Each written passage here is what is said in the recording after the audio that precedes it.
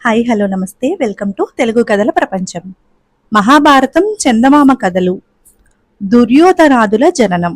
అప్పుడు సత్యవతి సిగ్గుపడుతూ తాను పడవ నడిపే రోజులలో పరాశర మహర్షికి కృష్ణ ద్వైపాయుణ్ణి కన్న వృత్తాంతం చెప్పి, అతను నా కొడుకు, గొప్ప తపస్సు చేసినవాడు, వేదాలను విభజించినవాడు, అతని ద్వారా భారత వంశాన్ని నిలబెట్టుదామన్నది. అందుకు భీష్ముడు సమ్మతించాడు.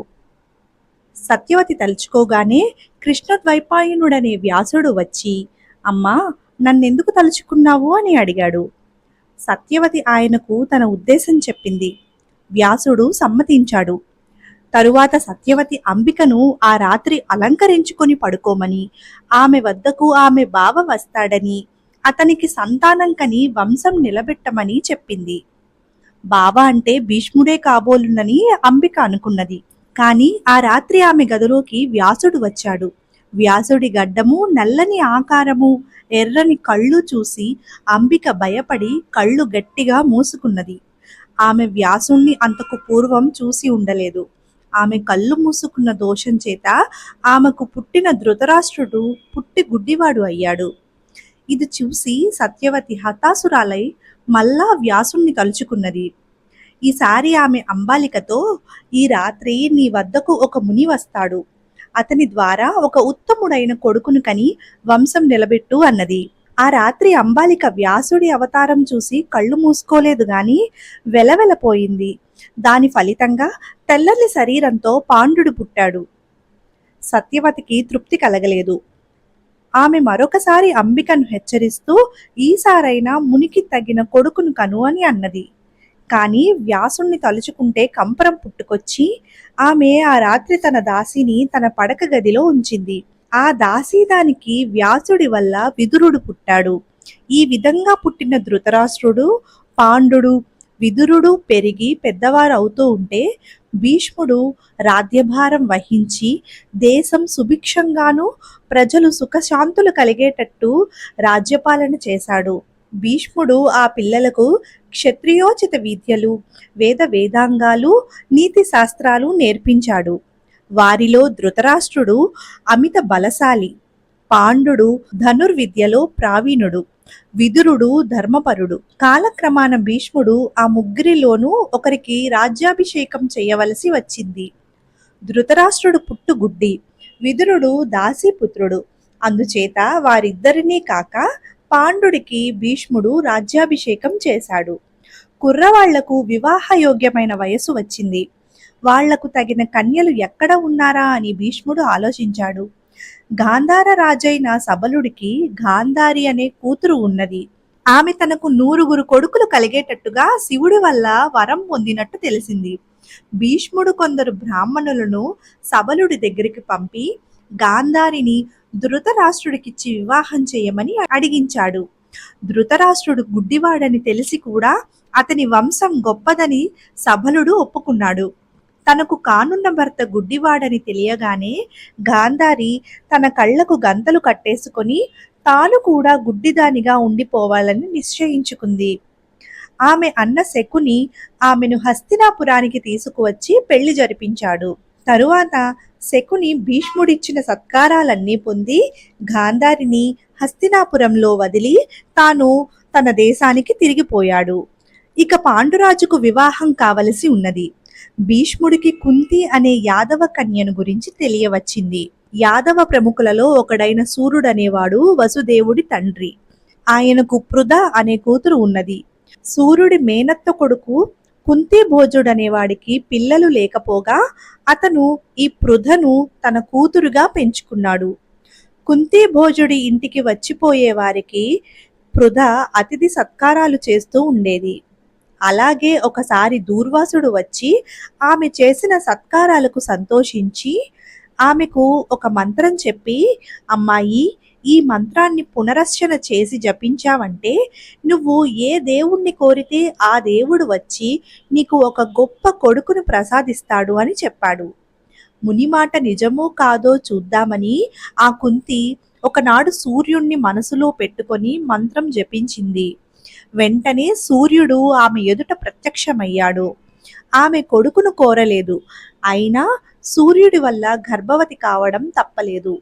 సకాలంలో ఆమెకు కవచకుండలాలు గల కొడుకు పుట్టాడు. ఏం చెయ్యాలో తెలియక వాణ్ణి ఒక పెట్టెలో పెట్టి ఆ పెట్టెను ఒక తెప్పకు కట్టి నదీ ప్రవాహంలో వదిలేసింది.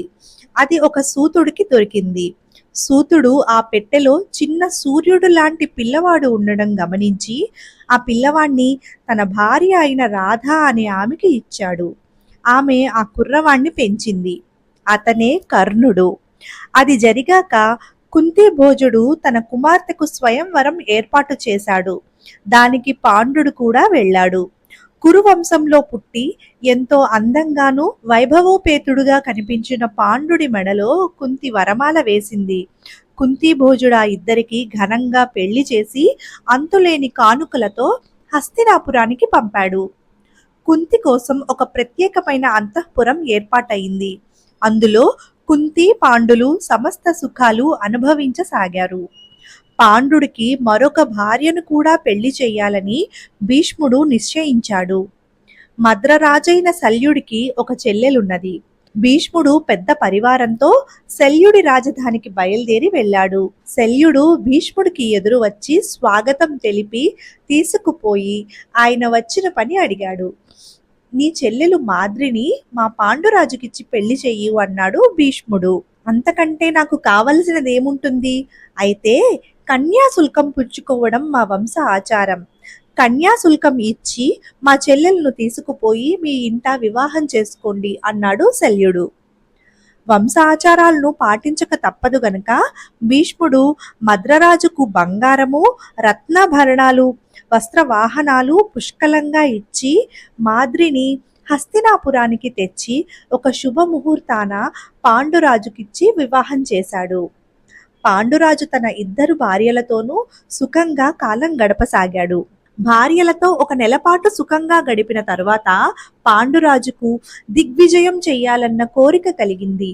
అతను చతురంగ బలాలను సమకూర్చుకొని ప్రయాణ భేరీ మోగించి భీష్ముడు మొదలైన వారికి బ్రాహ్మణులకు మొక్కి మొదటగా దశార్ణ దేశాలను జయించాడు. తరువాత మగధ దేశం మీద దండెత్తి మగధ రాజును చంపాడు. మగధ, కాశీ, పుండ్ర మొదలైన దేశాలు జయించి అంతులేని కానుకలను కప్పాలను పుచ్చుకొని పాండురాజు హస్తినాపురానికి తిరిగి వచ్చాడు. భీష్ముడు మొదలైన పెద్దలు పాండుడికి ఎదురు వచ్చి గొప్పగా సన్మానించారు. పాండురాజు తాను వివిధ దేశాలలో కొల్లగొట్టిన సంపదను భీష్ముడికి, సత్యవతికి, విదురుడికి, తమ తల్లులకు పంచాడు. అందరూ సంతోషించారు. ఆ ధనంతోనే ధృతరాష్ట్రుడు అనేక అశ్వమేధాలు చేశాడు. తరువాత పాండురాజు తన ఇద్దరు భార్యలను వెంటబెట్టుకొని విహారం చేయడానికి హిమవత్ పర్వతంలోని అరణ్యాలకు వెళ్ళాడు. అక్కడ అతను చాలా కాలం ఉన్నాడు. అతనికి అవసరమైన వస్తువులను ధృతరాష్ట్రుడు పంపుతూ వచ్చాడు. అక్కడ హస్తినాపురంలో భీష్ముడు విదురుడికి దేవకుడనే రాజు యొక్క కుమార్తెను ఇచ్చి పెళ్లి చేశాడు. ఒకనాడు ధృతరాష్ట్రుడి ఇంటికి వ్యాసుడు చాలా ఆకలితో వచ్చాడు. గాంధారి ఆయనకు సకల ఉపచారాలు చేసి సంతోషపెట్టింది. వ్యాసుడు ఆమెను వరము ఏదైనా కోరుకోమన్నాడు. గాంధారి తన భర్తకు తీసిపోని కొడుకులను 100 మందిని కోరింది. తరువాత కొంతకాలానికి గాంధారి గర్భవతి అయినది. ఆమె 2 ఏళ్ల పాటు గర్భాన్ని మోసింది. ఈ లోపుగానే కుంతికి యుధిష్ఠరుడు పుట్టినట్లు వార్త వచ్చింది. వ్యాసుడు వరమిచ్చినా కూడా తనకింకా ప్రసవం కాలేదని బాధపడి గాంధారి తన భర్తతోనైనా సంప్రదించకుండా తన గర్భాన్ని గట్టిగా కొట్టుకున్నది. అందువల్ల ఆమెకు గర్భస్రావమైంది. 2 ఏళ్లు కష్టపడి మోసిన ఆ పిండం తాలూకా ఖండాలను ఆమె పారేద్దామా అనుకున్నది. ధృతరాష్ట్రుణ్ణి చూడవచ్చిన వ్యాసుడికి ఈ సంగతి తెలిసింది. ఏమిటి నువ్వు చేస్తున్న పని అని గాంధారిని అడిగాడు. గాంధారి ఏడుస్తూ, మీరు నాకు 100 కొడుకులు కలిగేటట్టు వరమిచ్చారు. నేను 2 ఏళ్లు గర్భవతిగా ఉండి కూడా పిల్లలను కనలేదు. ఇంతలో పాండురాజు భార్య అయిన కుంతికి చక్కని కొడుకు పుట్టినట్లు తెలిసింది. ఆ విచారంతో నా పొట్టను నేనే కొట్టుకొని గర్భస్రావం చేసుకున్నాను. మీ వరం మాట ఏమో కాని ఈ గర్భం ఇలా ముక్కలు చెక్కలయ్యింది అన్నది. నా వరం ఎప్పటికీ వ్యర్థం కాదు అంటూ వ్యాసుడు గాంధారి గర్భం నుంచి పడిన మాంస ఖండాలను 100ని చక్కగా చన్నీట కడిగించి ఒక్కొక్క ఖండాన్ని ఒక్కొక్క నేతి కుండలో పెట్టించసాగాడు. అప్పుడు గాంధారి ఆయనతో, ఈ 100 ఖండాలు 100 పిల్లలవుతారు కాబోలు. వారితో పాటు ఒక ఆడపిల్ల కూడా కలిగేటట్లు అనుగ్రహించండి. ద్రౌహితుల వల్ల కూడా పుణ్యలోకాలు కలుగుతాయి అన్నది. ఆమె కోరిక సిద్ధించాలని వ్యాసుడు దీవించాడు. స్రావమైన గర్భాన్ని 101 ముక్క చేసి కుండలల్లో పెట్టించి వ్యాసుడు వెళ్ళిపోయాడు. తరువాత 1 సంవత్సరం గడిచేసరికి ఒక కుండ నుండి మొదటి పిల్లవాడు పుట్టాడు. వాడు పుట్టగానే అనేక దుశ్శకునాలు కనబడ్డాయి. వాటిని చూసి ధృతరాష్ట్రుడు భయపడి భీష్ముణ్ణి, విదురుణ్ణి, మంత్రులను, పురోహితులను పిలిపించి, ఇదివరకే మా వంశంలో యుధిష్ఠిరుడు పుట్టాడు కదా, ఇప్పుడు పుట్టినవాడికి రాజ్యార్హత ఉంటుందా? కొంచెం ఆలోచించి చెప్పండి అని అడిగాడు. దానికి వాళ్ళు, మహారాజా, వీడు పుట్టగానే దుశ్శకునాలు కనిపిస్తున్నాయి. వీడు వంశనాశకుడు. వీణ్ణి వదిలేయి. 100 మంది కొడుకులలో ఒకడు లేకపోతేనేం అని అన్నారు. విదురుడు కూడా ఆ మాటే చెప్పాడు. కానీ పుత్రప్రేమ కొద్దీ ధృతరాష్ట్రుడు వాళ్ళ మాటలు వినిపించుకోలేదు. ఆ విధంగా మొట్టమొదట దుర్యోధనుడు పుట్టాడు. తర్వాత క్రమంగా దుశ్శాసనుడు, దుస్సహుడు మొదలుగా గల కొడుకులు, దుస్సల అనే కూతురు పుట్టారు.